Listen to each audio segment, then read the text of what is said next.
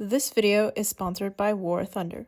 This right here is the Panzerfaust.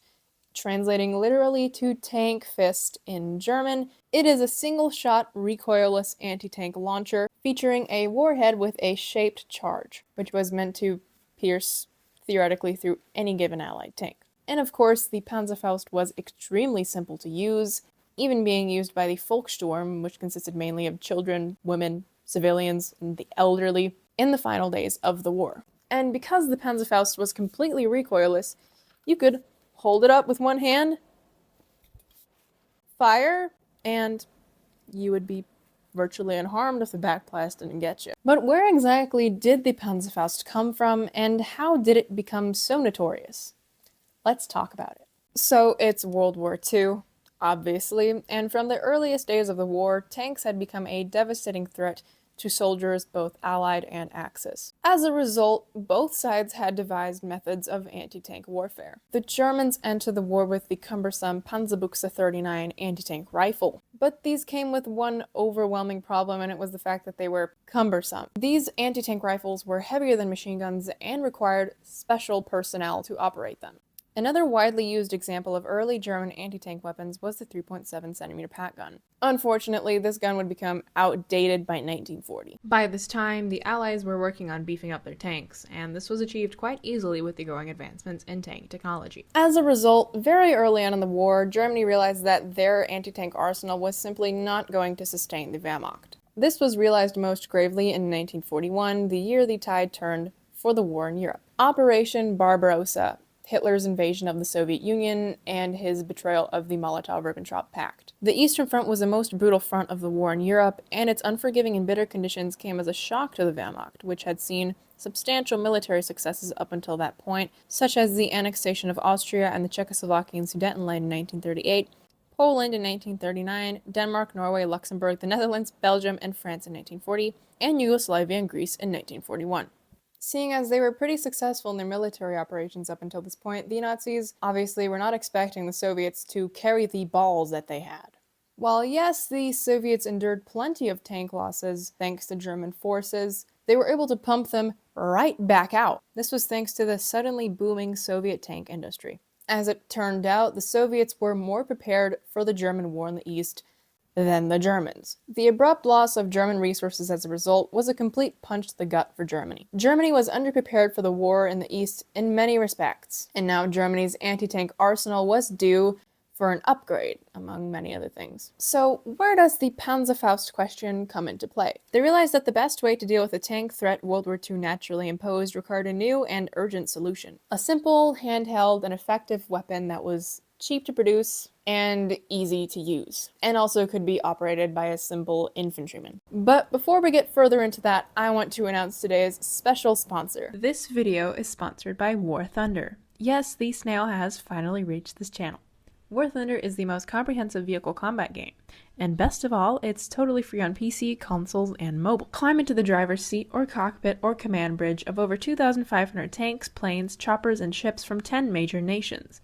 From vintage biplanes and armored cars of the 1920s to the Panzers of the Second World War, to today's cutting-edge jets and battle tanks. Customize your ride to stand out on the battlefield. With a massive system of camouflages, historical markings, and decorations, including community-made designs, you can make your vehicle uniquely yours. No gaming equipment? No problem. You can drive, fly, and fight using just a mouse and keyboard or a controller, even in the ultra-realistic simulator mode. With jaw-dropping visuals, hyper-detailed vehicles, and sound that puts you right in the action, War Thunder delivers serious firepower. Join over 70 million players in epic PvP battles around the world and dive into the massive, ever-growing universe of War Thunder. It's a must-play for military history lovers and adrenaline junkies alike. Use the links in the description to claim a huge bonus pack, available for a limited time. New players and those who haven't logged on for 6 months can grab the special offer on PC or consoles. It includes multiple premium vehicles, the exclusive Eagle of Valor vehicle decoration, 100,000 silver lions, and 7 days of premium account time. Don't miss out. The Panzerfaust had 5 main developments during the war. Development of this line started in 1942, with the first Panzerfausts being issued to troops in 1943. The first two Panzerfaust developments were the Faust Patrona, which is also known as the Panzerfaust 30 Klein, and the Panzerfaust 30 Groß, both with an optimal range of 30 meters. These were developed together. The Panzerfaust 30 Klein was best for penetrating light armor, and the Panzerfaust 30 Groß was best for heavy armor. But one model of the Panzerfaust was more prevalent than the rest. Namely, the Panzerfaust 60, which is the one I have, of course, as an inert replica. The Panzerfaust 60 was actually also the most common development produced in the war. The Panzerfaust 60 was the third development. It began the development stages in 1943 and was first produced and issued to troops in September of 1944. The Panzerfaust 60's optimal range was 60 meters, as the designation suggests. This is a theme in Panzerfausts. The number by the end of their name suggests its optimal range. Here's a physical demonstration of my Panzerfaust 60. So this here is the shape charge warhead. Underneath it is the latch pin.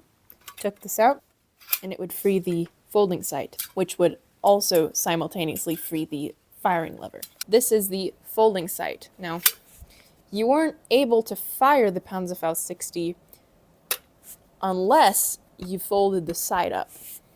Anyway, once you fold the sight up, if you wanted to fire it, this here, labeled Fire, was the lever. It is a one-use weapon. You cannot use it more than once.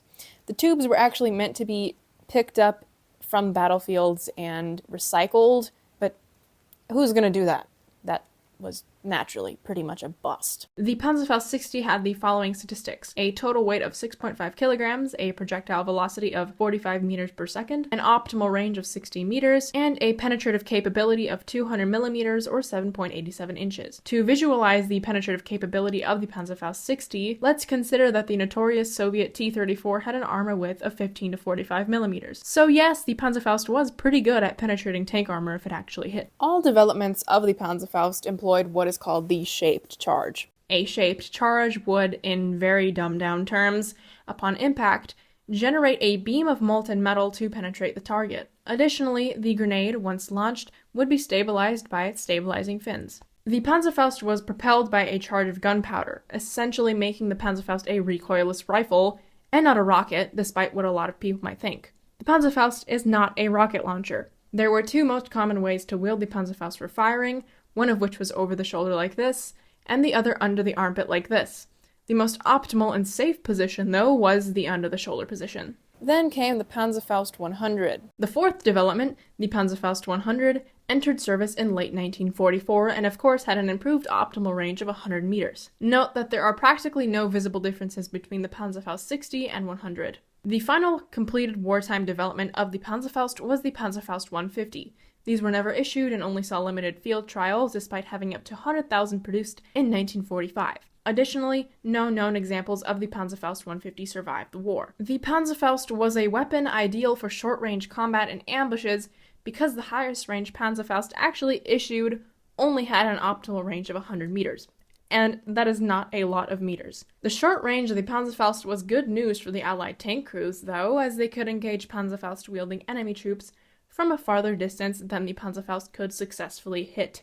But the Panzerfaust users were often hard to spot from such distances, especially because the Panzerfaust was usually used by aptly camouflaged troops, especially in urban environments. Needing to use the Panzerfaust in urban environments meant some trouble for anyone near the wielder. This is because the Panzerfaust had a deadly backblast of up to 3 meters from the end of the tube. The reason the Panzerfaust had this backblast in the first place is because the exertion forces from both the back and the front of the Panzerfaust created a sort of equal balance in the Panzerfaust, which was what made it recoilless. The Panzerfaust was used not only by regular German troops. For example, the most famous use of the Panzerfaust was in the Volkssturm, Nazi Germany's last-ditch militia, consisting of just about anyone, including women, children, and the elderly. Finnish troops were also provided with Panzerfausts to aid with anti-tank warfare against the Soviets. On top of this, Panzerfausts were often captured by Allied troops, most famously Soviets and Americans, for use in their own operations against the Germans. So anyone who had his or her hands on a Panzerfaust found some sort of use in it. So about the production of the Panzerfaust. By the end of the war, approximately 8.3 million Panzerfausts were produced. Of these 8.3 million, a bunch were messed up in production. Up to 10% of Panzerfausts produced were recalled due to defects. The main producer for Panzerfausts was the Hugo Schneider